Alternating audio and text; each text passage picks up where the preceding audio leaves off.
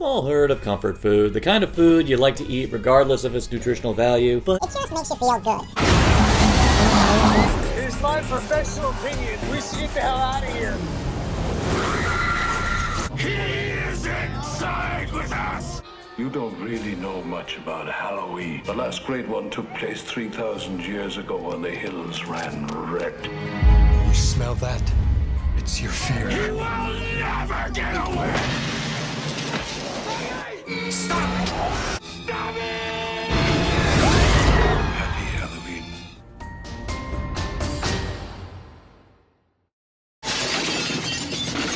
Death be not proud, nor canst thou kill me. Killer drove an ingot into each of his eyes and cut off his head. Who are you? I am no one. He is inside with us!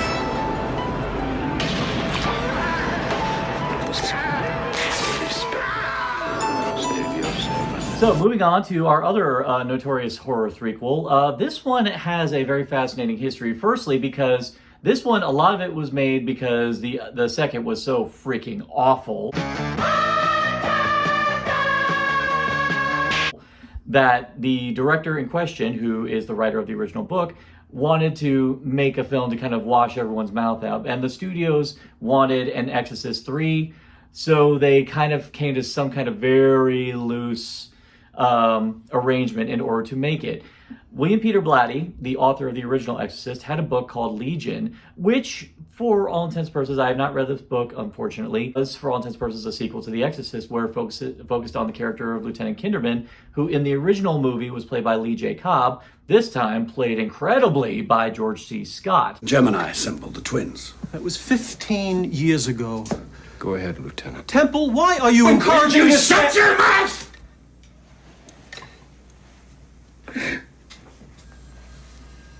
Well, he wanted to make a film adaptation of his book Legion, but the studios pretty much would only let him make it if they would have him call it Exorcist III. And legendarily, this film has so many instances of studio meddling. Today, I think we're going to kind of discuss why this is actually one of the few times it may have actually been beneficial. How is your feelings on The Exorcist? For me, I've said it before, The Exorcist is one of the few films that scares the shit out of me. But you, what's your turn? All right. Yeah. Very well made movie. Great performances. And there you have it. I should also mention this. I've read The Exorcist. I read the book before I saw the movie. No kidding. I forgot. Yeah. Yeah, I did. You actually read the book? I read the book. Wow. I have part of my memory of that book. It was in I say 11th grade. I read the book, and I saw the movie and I wasn't impressed. I was like, all right, yeah, it was the story, whatever, whatever. Yeah. I mean, the description in the book was so much graphic, much more disturbing. I think your best experiences about The Exorcist is when we went to the Halloween Horror Nights house. Oh no, the house is the Halloween Horror Nights house. The house Holy is shit! awesome. Oh my god!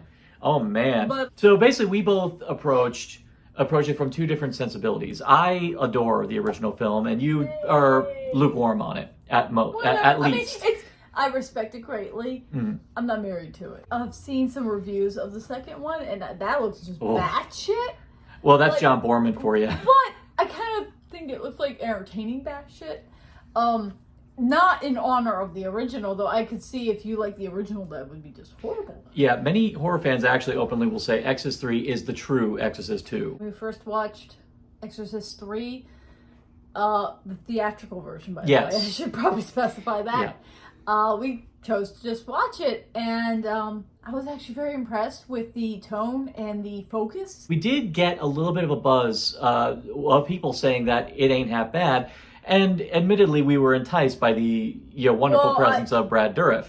Yes. First, a bit of the old succinylcholine to permit one to work without annoying distractions. So I'm like, well, just sign me up because he's awesome and I'd love to see him whatever he can do. Yeah. And then he's allowed to do whatever. Now, if you get the Shout Factory Blu-ray, there is the work cut of William Peter Blatty's original vision. It's not like, don't expect it to actually look like a whole film, but at least you'll have like kind of a better idea of what his vision was. And in that, you will get pretty much the entirety of Brad Dourif's performance, which More than you expect. More than you expect.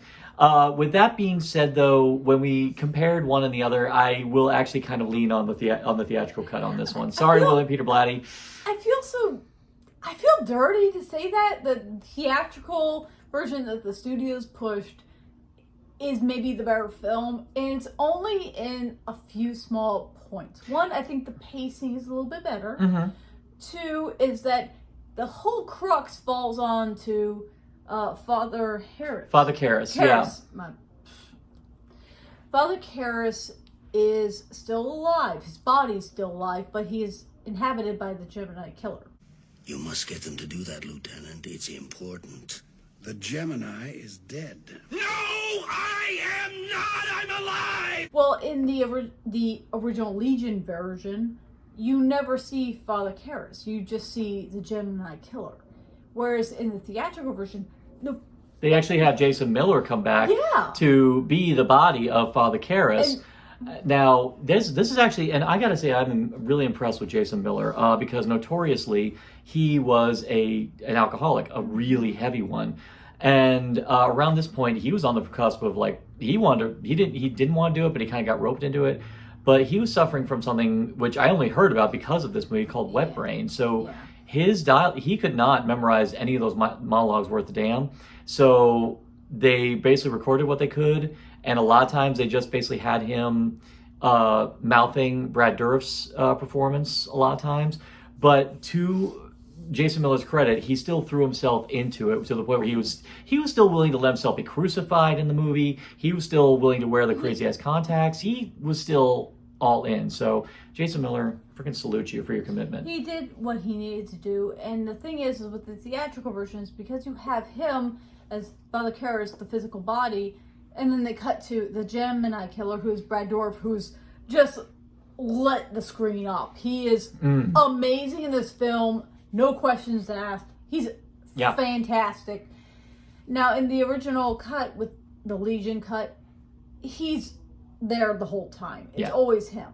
But seeing the transition of Father Karras, who's an innocent man, who's done amazing things. Yeah, died very nobly through self-sacrifice. To this evil person, it tells the audience, one, who's the physical body, two, who's inside the body. Mm-hmm. And it's a better transition, and you kind of feel the more desperation in it than you do in the Legion cut, where all you see is Brad Dourif, and his monologues are freaking amazing. Like, the man does no wrong. I'm just throwing it out there. But you are distanced as an audience member to understand who are we looking at because it is odd in the Legion cut where all of a sudden out of the blue after his first meeting with him he immediately wants to find out about any file on Father Karras, and I'm like, why? Yeah, I'm like, that guy don't look anything like Father Karras. What you talking about?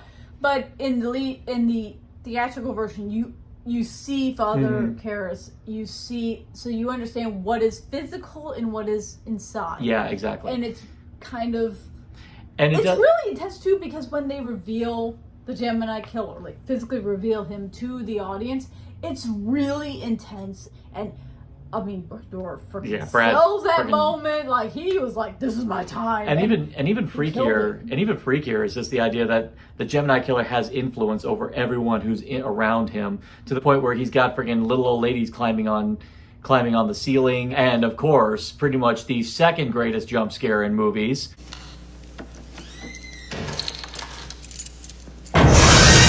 Now, again, we have lay down our feelings on jump scares, but there are some we are willing to give exception to. Absolutely. And this one is a masterful exercise in build-up and execution.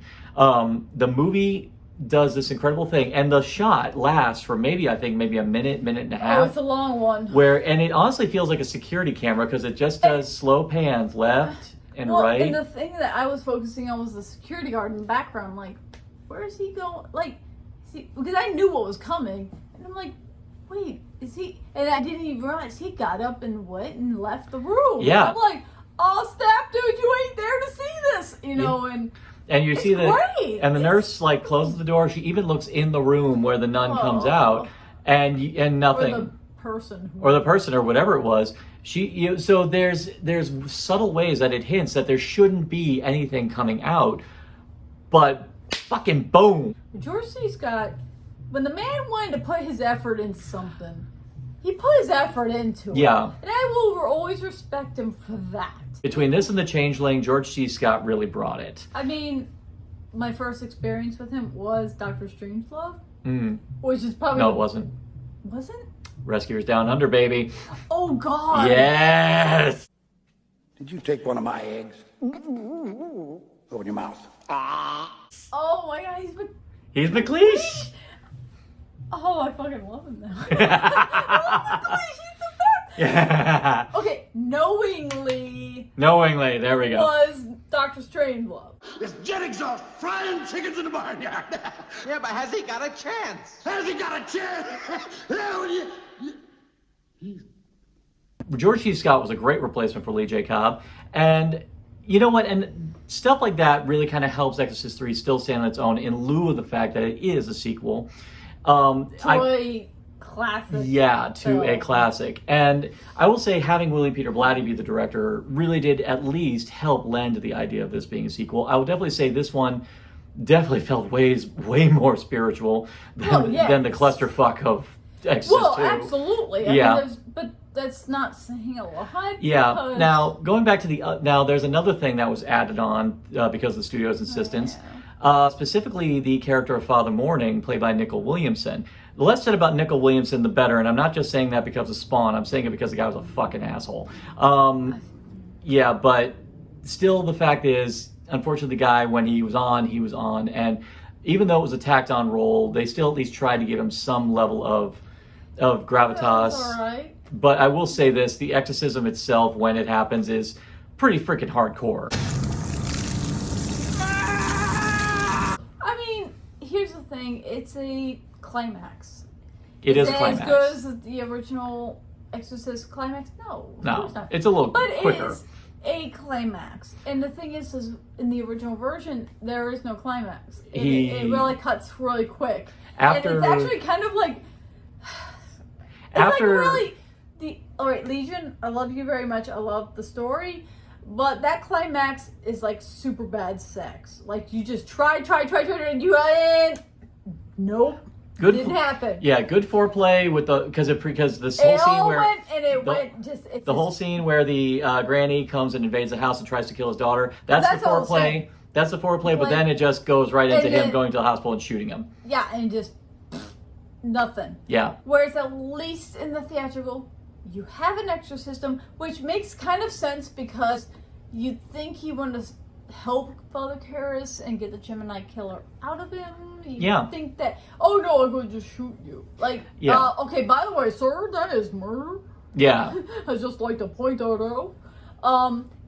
Is it as riveting as The Exorcist? No, because it's not a small child having a Pazuzu ripped out of them. In its defense, though, I will say it does kind of really bring things to an emotional high because the major stakes for Kinderman in the movie is pure and simple about the fact that he has the hope that his friend is still alive. And his major hope is that he can get this horrific force out of him, or another horrific force from his past, that he's trying desperately to get out of him and hopefully save his friend. But unfortunately, there's that time when you have to just accept that sometimes some people you can save and some people you can't, and sometimes you have to sacrifice one in order to save everyone else. And if the Gemini killer had been allowed to stay in that body, more people would have died. I mean, I actually will say one thing that really got me, and they did a great job establishing the friendship, and they carried it on from the first movie, was his Kinderman's friendship with the other priest at the end of the first movie. They actually, you find out that they've been friends for a while. They actually reconvene on the anniversary of Karras' death to go see a movie because they're both film enthusiasts. And they have this great scene in the restaurant where they talk about, the idea of faith, especially in your autumn years. And just like, how do you maintain faith when in your old age you see so much horrible things in the world? How do you maintain faith? And then when the time comes when he's in the hospital, it's bad enough he's in the hospital with the possibility he could die, but then you find out that his death was taken, a peaceful death was taken from him by the Gemini killer in the most exploitative fashion where his blood is perfectly drained into multiple cups with not a drop spilled. And that's like, which means that whoever killed him took the time to do it, and they did it to such a lovable character, and that's just really sad. And I feel like having the climax like we have at the very end of the movie, really, I feel like it complements the emotional stakes that Kinderman has based on the losses that he suffered in the beginning of the movie and the ones he nearly does sustain at the hands of the killer. So that's my 2 cents. I would recommend watching both versions just to see the different Have your own opinion, viewpoints. Have your own opinion on which one's better, but it's actually a very worthy sequel. It's a little wordy, and it's much more of a procedural than a horror film, but that's not bad. It does make me happy to hear that this is a film that, again, I will say this, thanks to social media, a lot of people, the word does tend to spread pretty quickly, and I have heard more and more people, as many people ask, is Exorcist 3 worth it? For the most part, resoundingly, everyone says yes. And not just for the Fabio cameo in the dream sequence. Reminds you of when this movie was... Yeah. I mean, when he was a thing. When he was a thing, before he was advertising margarine. No, it was, can you not believe it? I can't believe it's not butter, which is basally margarine.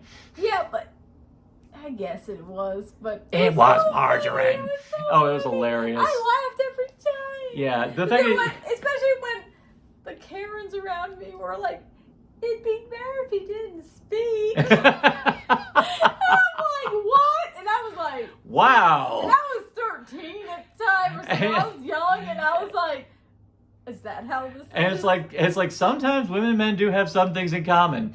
Sometimes. Yeah. I remember distinctly that crap. Don't even. In a comfort flick is definitely applicable, but the fact that it has very gradually kind of ascended, where people are really starting to embrace it as not only a good movie, but a legitimately good sequel to The Exorcist, it says a lot for why people are still talking about it, why we're still talking to it to this very day on this here Halloween. So definitely jump on it. It's pretty accessible all over the place. I definitely recommend the Shout Factory Blu-ray.